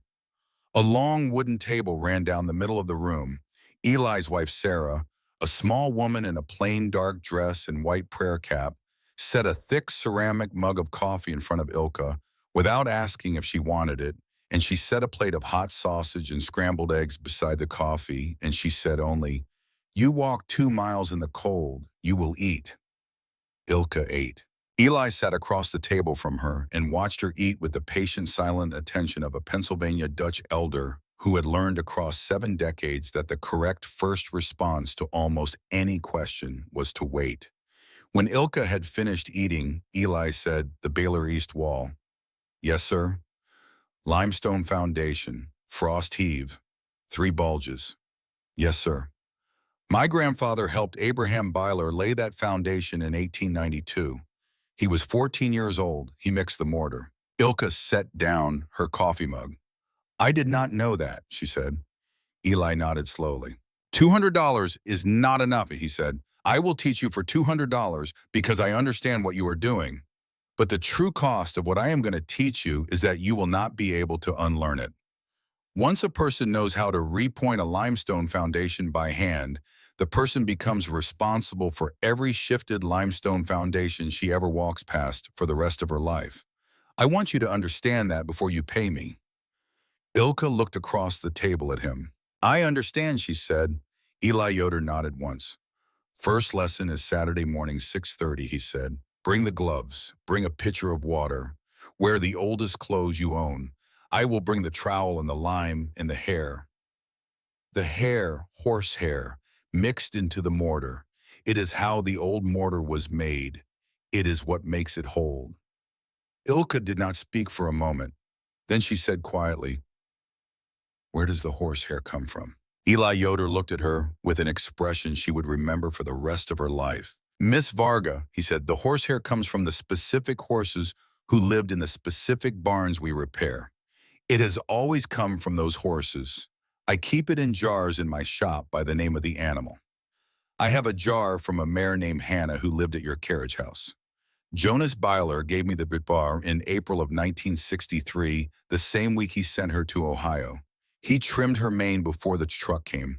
He asked me to hold the jar for the next person who would need it.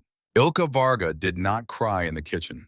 She only said, thank you, Mr. Yoder. I will see you Saturday at 6:30. The first Saturday was the hardest. Eli arrived at the carriage house at 6:28 in the morning in a small, battered pickup truck with wooden sides. He unloaded a canvas drop cloth, a bag of hydraulic lime, a 5-gallon bucket, an old trowel with a wooden handle worn to the shape of a particular hand, and a glass mason jar containing a thick twist of dark bay horsehair. He showed Ilka how to mix the mortar. He showed her how to wet the joint. He showed her how to press the trowel. He showed her how to finish the surface with the back of the trowel so that the new mortar sat flush with the old and would weather across 10 Pennsylvania winters to the same color as the stone. He watched her work. He did not correct her often. When he corrected her with a single short sentence.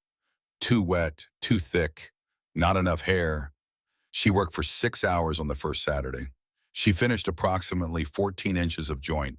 At the end of the 6 hours, she was shaking with cold and with fatigue, and her hands were bleeding at 2 knuckles from the lime, and Eli Yoder looked at the 14 inches of joint she had finished and said, that will hold for 100 years.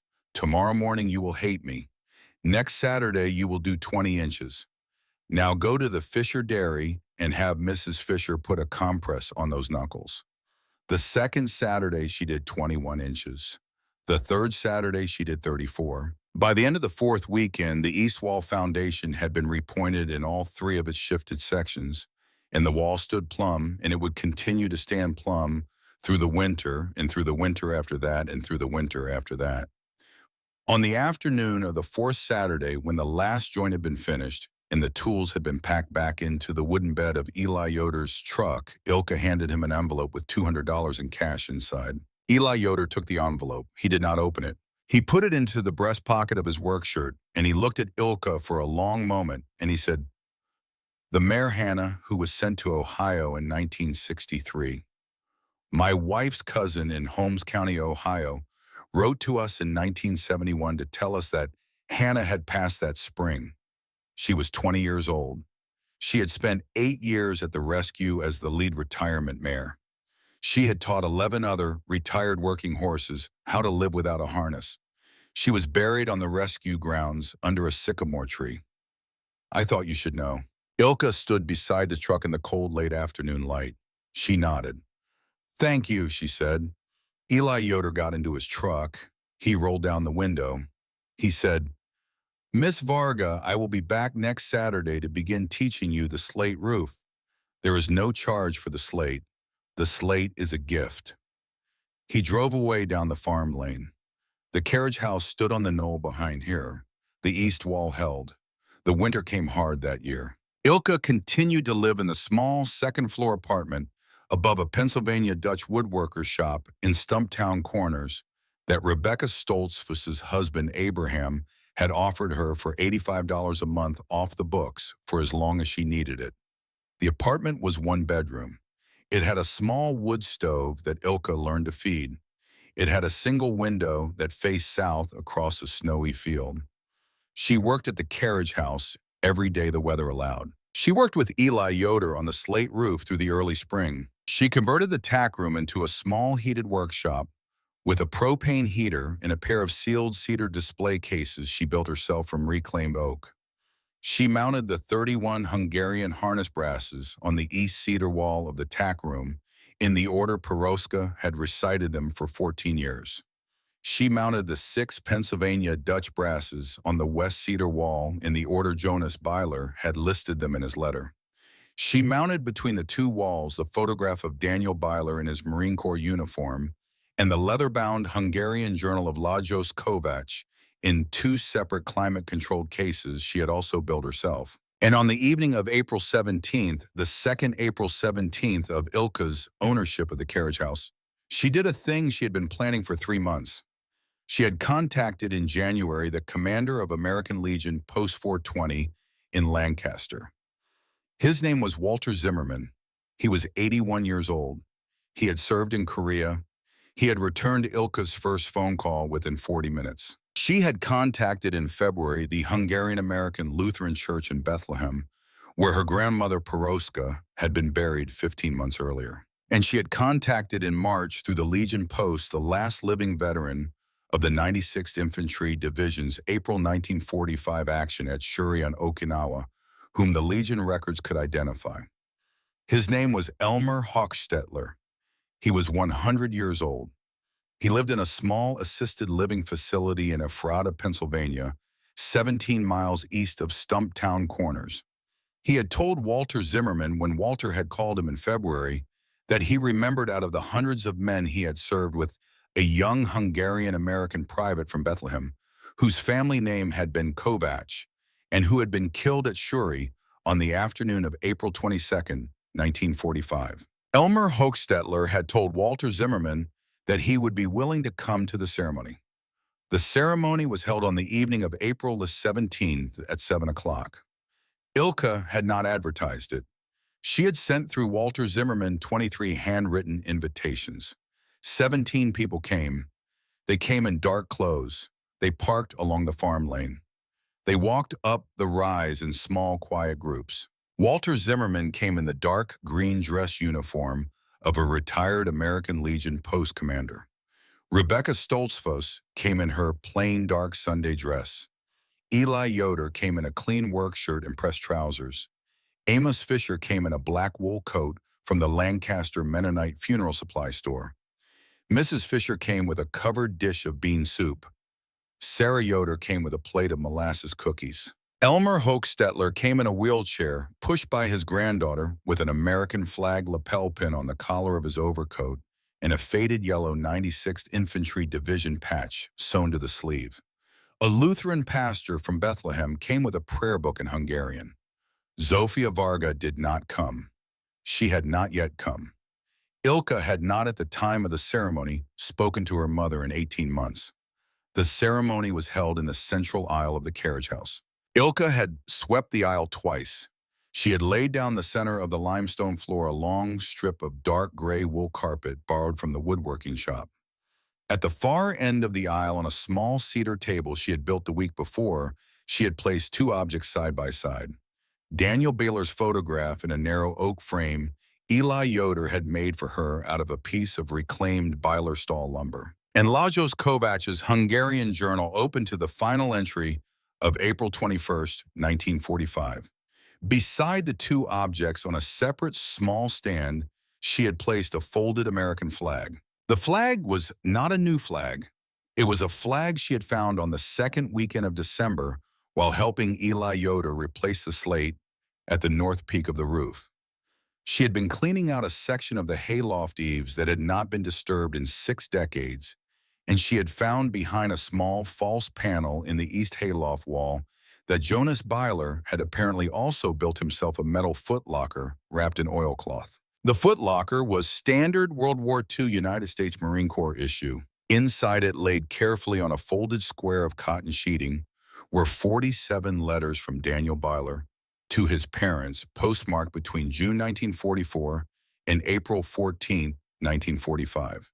A Purple Heart medal in its original presentation case, a small framed photograph of Jonas Byler, approximately age 38, holding a 5-year-old boy on the bare back of a gray Percheron mare in the front field of the carriage house, and a United States flag folded into the tight triangular shape of a military burial flag, which had clearly never been unfolded since it had been presented to Jonas and Rebecca Byler at their son's memorial service in Stumptown Corners in the autumn of 1945. Jonas Byler had buried his son's flag and the Purple Heart and the 47 letters behind a false panel in his hayloft on the same afternoon of April 17, 1963, when he had sealed the daybook in the coins in the 6 brasses behind the false plank wall of the gable inn. He had not, Ilka understood, when she had lifted the oilcloth-wrapped footlocker out of the eaves, been able to bring himself to keep the flag in his own house any longer. He had not either been able to bury it or burn it or surrender it to any institution. He had left it for the next stable master to decide. The ceremony began at 7 o'clock. The Lutheran pastor read a short passage in Hungarian, and then in English, a passage about 2 brothers who had worked in fields and who had been given rest. Walter Zimmerman read the names of the 2 men aloud. Daniel Jacob Beeler, Corporal 6th Marine Division, died of wounds near Shuri, Okinawa, May 11, 1945, age 20. Lajos Karoli Kovac, Private First Class, 96th Infantry Division, killed in action near Shuri, Okinawa, April 22, 1945, age 22. Elmer Hochstetler spoke next. He spoke for only 3 minutes. He spoke from his wheelchair without standing. He said that he had been in the same foxhole as Lajos Kovac on the morning of April 22, 1945. He said that Lajos had been the one who had spoken to the men in the hole about what they had seen the night before in a calm, quiet voice in the specific measured English of an immigrant who had learned the language carefully in a Bethlehem high school. He said that Lajos had talked about his uncle the teamster. He said that Lajos had talked about a bay Belgian mare. He said that when the round had come in at 11:14 in the morning, Lajos had been half out of the hole looking east, and that he, Elmer, had been down in the hole looking south, and that Elmer had survived the round by a matter of perhaps 18 inches, and that Lajos had not. Elmer Hochstetler said that he had carried Lajos Kovac in his memory for 81 years. He said that he was grateful at 100 years old to finally stand in a room where someone said Lajos's name. He did not cry. He did say at the end of his 3 minutes the single Hungarian word Ilka had taught Walter Zimmerman to translate for him. Kusanim. Thank you. Ilka lifted the folded American flag off the cedar stand. She walked to Walter Zimmerman. She handed him the flag. Walter Zimmerman unfolded it with the slow, deliberate movements of a Legion commander who had unfolded many flags, and he and Eli Yoder held it open between them in the limestone aisle of the Beeler carriage house, with the cold spring evening light coming through the 3 narrow windows of the north wall. And for the first time since the autumn of 1945, the flag of Daniel Byler was open to the air. They held it open for 1 minute. Then they folded it again in the 13 formal triangular folds of the American flag ceremony, and Walter Zimmerman carried it to the cedar table and placed it between the photograph of Daniel Byler and the journal of Lajos Kovac. The Lutheran pastor spoke the Hungarian Lord's Prayer. The 17 people stood quietly in the aisle of the carriage house for another 3 minutes with no one speaking, and then one by one they came up to the cedar table and laid a hand briefly on the folded flag, or on the oak frame of Daniel's photograph, or on the open page of Lajos's journal, and they walked slowly back down the aisle and out through the tall, sliding red door and into the cold blue evening air of Lancaster County on the 17th of April. Mrs. Fisher had set out the covered dish of bean soup on the mounting block. Sarah Yoder had set out the molasses cookies. The 17 people ate standing up in the gathering dusk in the field in front of the carriage house, and they spoke to each other in quiet voices, and they did not leave for a long time. Elmer Hochstetler died 4 months later. His granddaughter wrote to Ilka to tell her. She wrote that Elmer had told his family in the week before he passed that the evening of April 17th at the Byler carriage house had been the last important thing he had done. The news about the carriage house spread slowly across the summer. It spread the way certain pieces of news spread in Pennsylvania Dutch country not through newspapers or social media, but through kitchen tables on Sunday afternoons, and through conversations at Monday morning dairy pickups, and through the occasional phone call from one Mennonite Historical Society volunteer to another. By August, Ilka had been contacted by 7 different Pennsylvania Dutch and Hungarian American families who had heard about the ceremony, each one asking whether they might bring their school groups or their church groups or their grandchildren to see the brasses and the daybook and the stall plaques.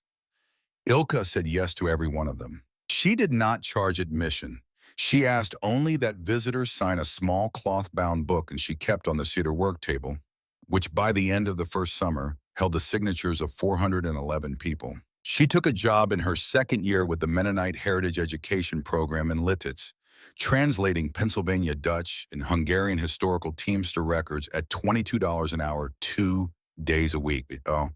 She drove the 12 miles each way in a used 1996 Ford F-15 VAS pickup truck she had bought for $800 from Amos Fisher, who had replaced it with a newer truck and who had sold her the old one at roughly a quarter of its market value because, as Amos explained at the time, a young woman repairing a Pennsylvania Dutch Teamster's carriage house needed a truck more than an old dairy farmer needed $800 additional dollars. The second spring Zofia Varga came to the carriage house. She came on a Greyhound bus from Allentown. She carried a small brown suitcase and a paper bag of Hungarian pastries from the bakery on Tillman Street. Ilka picked her up at the bus station in Lancaster in the old Ford pickup.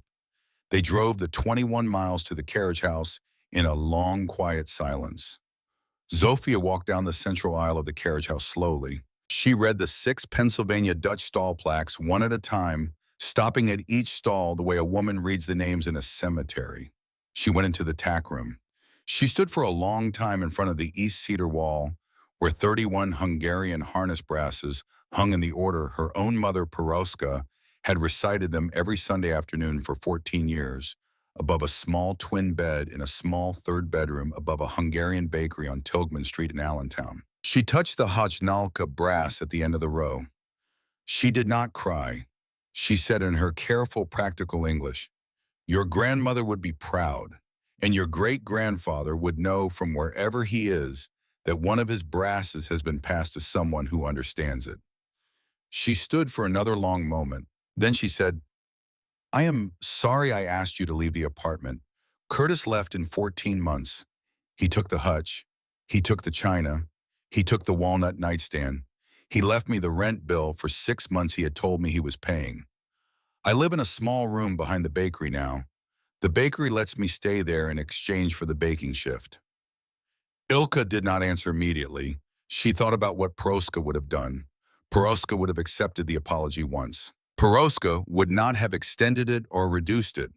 A Varga woman accepted a true apology the way a Varga woman accepted a brass, directly, without a green patina, and without a demand for the apology to be larger than it was. Ilka said, "I accept your apology, Anya." Zofia Varga closed her eyes for a moment. When she opened them, she did not cry either. She said, "Will you show me the 6 Byler brasses?" Ilka showed her. Zofia Varga read the 6 German names aloud one at a time in the cold, quiet light of the tack room. And she paused at Hannah and she said, "Your great-grandmother was also Hannah. Your grandmother named a horse after her." "I know, Anya." Sophia stayed 4 nights. She slept on a folding cot Ilka set up in the tack room. She ate dinner at the Fisher farmhouse on the second evening.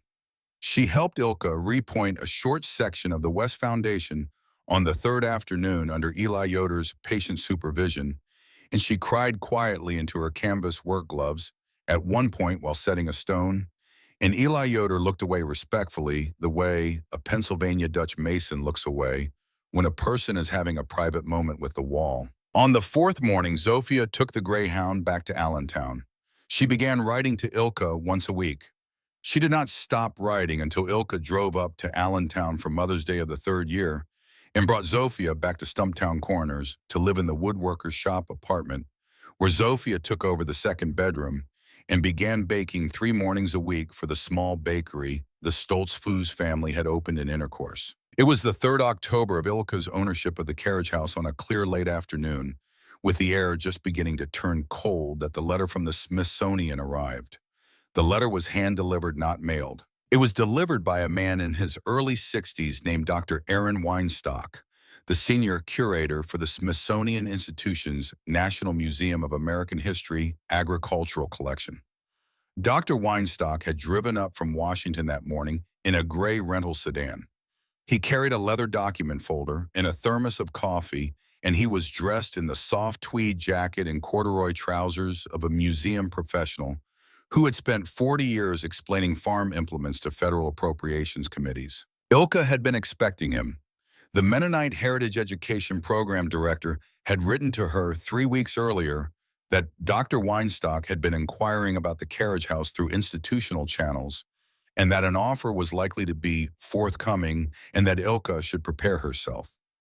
Ilka met Dr. Weinstock at the top of the farm lane. She showed him the carriage house. She let him photograph the stall plaques in the hayloft and the false plank wall of the north gable. She let him photograph the east cedar wall of the tack room with the 31 Hungarian brasses and the west wall with the 6 Pennsylvania Dutch ones. She let him photograph the climate-controlled cases that held Daniel Byler's photograph and Lajos Kovac's journal and the folded flag. Dr. Weinstock spent 2 hours walking through the building. At the end of the 2 hours, he sat down with Ilka at the cedar work table in the tack room, and he opened his leather folder and he laid out slowly the Smithsonian's offer. The offer was a dismantling offer, but it was not a salvage dismantling offer. It was a preservation dismantling offer. The Smithsonian proposed to number every limestone block, every oak beam, every slate of the roof, every stall door, every iron hinge, every plank of the false wall, and to disassemble the entire carriage house stone by stone and beam by beam across the following spring, and to transport it on 11 flatbed trucks to a new Smithsonian Agricultural Heritage campus that was being constructed on a 24-acre parcel outside Frederick, Maryland, and to reassemble the building there identically as a permanent public exhibit titled The Baylor Varga Teamsters Carriage House, 133 Years of Pennsylvania German and Hungarian American Draft Horse Culture. The Smithsonian would retain the brasses. The Smithsonian would retain the daybook. The Smithsonian would retain the 6 stall plaques and the folded flag and the photograph and the journal and the 92 silver coins. The Smithsonian would pay Ilka Varga $425,000 in cash. The Smithsonian would credit her on the exhibit's main plaque as founding curator and donor. Dr. Weinstock presented the offer in the measured, serious voice of a man who was fully aware that he was offering a 23-year-old woman more money than her mother and grandmother had earned combined in their entire working lives. He explained that the Smithsonian had never before made an offer of this nature for a building of this specific type. He explained that the institution had determined after 18 months of internal review that the intersection of the Pennsylvania German teamstering tradition with the Hungarian-American teamstering tradition as documented in this single building was of a historical significance that justified the extraordinary outlay. He explained that the exhibit, once constructed, would be seen by approximately 400,000 American school children per year. Ilka listened to Dr. Weinstock carefully. She asked him 3 questions. Whether the limestone could be relaid without losing the original clay and horsehair mortar. Whether the oak stall plaques would be mounted in their original positions. Whether the jar of Hannah's horsehair that Eli Yoder had kept since 1963 and that Ilka had used in the repointing of the east wall would be displayed in the new exhibit. Dr. Weinstock answered honestly. The mortar would have to be remixed. The plaques would be mounted in historically accurate positions, but not on the original oak posts, which would be too fragile to reattach. The jar of horsehair would be displayed in a small case in the entrance vestibule of the new exhibit. Ilka nodded slowly. She thanked Dr. Weinstock for his time. She told him she would respond to the offer within 1 week. Dr. Weinstock left at 4:30 in the afternoon. The Smithsonian letter sat on the cedar work table. Ilka did not open it again that evening. She did not open it the following morning either. She walked the building. She walked it end to end the way she had walked it on the first 3 days of her ownership. She laid her palm on each oak stall post. She pressed her ear to the limestone walls between the stalls. She climbed the oak staircase to the hayloft and stood in front of the false plank wall where the eighth plank had been, which she had long since receded and which now looked indistinguishable from its neighbors. She thought about the ground under the building. 2.1 acres of Lancaster County field that had not been plowed since 1941. The specific 2 acres of earth where Koenig and Kaiser and Wolfgang and Augusta and Frida and Hania had walked for 14 years. The specific knoll where Abraham Byler had directed the setting of the first limestone block in May of 1892, 14-year-old Yoder grandson mixing the mortar behind him. The specific mounting block where a Pennsylvania Dutch teamster had stepped up for 71 years to buckle the collar of a 17-hand draft horse whose name was spoken out loud. She thought about Jonas Bieler's letter. A name that is not spoken is a name that is going away. The Smithsonian would speak the names, but the Smithsonian would speak them in Frederick, Maryland, in front of 400,000 school children a year, in a reconstructed building that would stand on soil that had never known these specific 6 horses. Ilka Varga stood on the mounting block at sunset on the 4th day after Dr. Weinstock's visit. She took the folded Smithsonian letter out of the inside pocket of her grandmother's wool coat. She did not tear it up. A Varga woman did not tear up the letters of careful institutions. She walked to the woodworker's shop in Stumptown Corners, and she typed a short reply on the small typewriter in the spare bedroom of the apartment. The reply thanked Dr. Weinstock and the Smithsonian Institution. It declined the offer. It explained that the carriage house had been built in a specific place by specific hands for specific horses, and that the names of those horses and the names of the 2 young men whose inheritances had come to rest in the same limestone isle, 81 years after they had fallen within a mile of each other on a Pacific island, could only be honestly spoken from the specific ground where those lives had been lived and where those things had been built. The reply offered instead that any qualified researcher, any Smithsonian curator, any Pennsylvania schoolchild, and any visiting family of Lancaster County or Allentown or Bethlehem was welcome at no charge at the Baylor Varga Carriage House for as long as Ilka Varga was alive to open the tall, sliding red door. She mailed the letter on a Monday morning at the small post office in Intercourse. She walked out of the post office into the October sunlight. Eli Yoder died in March of the following year. He died at home in the farmhouse kitchen where he had served Ilka coffee and sausage and scrambled eggs on the morning of their first meeting at the age of 74 of a heart attack that his wife Sarah described at the funeral as the quietest exit a Pennsylvania Dutch mason had ever made. Ilka spoke at the funeral. She spoke briefly in the plain manner the Stumptown Corners Mennonite congregation preferred. She said that Eli Yoder had taught her for $200 the one skill that had made everything else about her life possible. She said that the east wall of the Baylor Carriage House would stand for another 100 years because of his hands. She said that she carried in a small glass jar on the shelf above her work table the last half ounce of the horsehair from a mare named Hannah that Eli had saved for her for 63 years. She said she would keep the jar for the next person. She sat down. She did not cry at the funeral, but on the drive back to the carriage house that afternoon alone in the old Ford pickup on the stretch of farm lane between Stumptown Corners and the Knoll, Ilka Varga pulled the truck onto the shoulder and stopped, and she sat for a long time with her hands on the steering wheel. Then she drove the rest of the way home. On a clear, cold evening in late October of her 23rd year, 6 months after Eli Yoder's funeral, and 4 years to the day after she had stepped through the tall, sliding red door, for the first time Ilka Varga sat on the limestone mounting block in front of the carriage house and watched the last copper light fade across the field to the west. The slate roof above her stood clean and patched. The foundation held plumb in all 4 directions. The east wall had been repointed with Hannah's hair. The west wall had been repointed with hair from Eli Yoder's own retired team mare, Rosie. The north gable had been re-roofed. The tack room was heated. Inside the tack room behind her, the 31 Hungarian harness brasses hung on the east cedar wall in the order Peroska had recited them. The 6 Pennsylvania Dutch brasses hung on the west cedar wall in the order Jonas Baylor had listed them.